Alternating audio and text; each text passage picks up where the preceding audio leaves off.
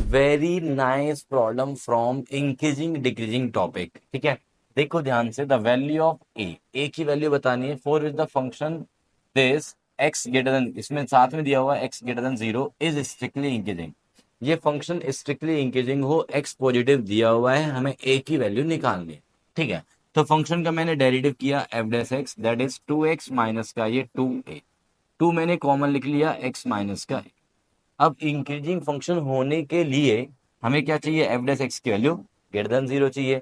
Okay, तो मुझे यहाँ पे टू अपॉन में भेज दिया, एक्स माइनस में ए की वैल्यू ग्रेटर देन जीरो आ गई। इसका मतलब एक्स की जो वैल्यू है वो ए से बड़ी है, और यू कैन से ए की जो वैल्यू है वो एक्स से छोटी है। अब एक्स की वैल्यू क्या दी हुई है, पॉजिटिव दी हुई है। एक्स की वैल्यू पॉजिटिव दी हुई है, ध्यान देना इस बात पे, एक्स जो है जीरो से बड़ा नंबर है, और हमें क्या चाहिए, फंक्शन का डेरिवेटिव हमेशा पॉजिटिव चाहिए, और उसको पॉजिटिव बनाए रखने के लिए हमें चाहिए ए की वैल्यू एक्स से छोटी और एक्स की वैल्यू जीरो से बड़ी है। ए की वैल्यू चाहिए एक्स से छोटी और एक्स की वैल्यू जीरो से बड़ी है। अगर मैं ए की वैल्यू को जीरो लिख लेता हूं, अगर मैं ए की वैल्यू को जीरो लिख लेता हूं, तो इसका मतलब वो जो वैल्यू है जीरो वो तो एक्स से छोटी रहेगी। क्यों? क्योंकि एक्स की वैल्यू तो जीरो से बड़ी है।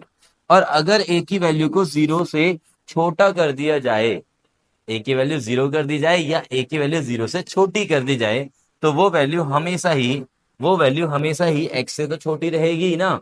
क्यों? क्योंकि एक्स का पॉजिटिव दिया हुआ है सर।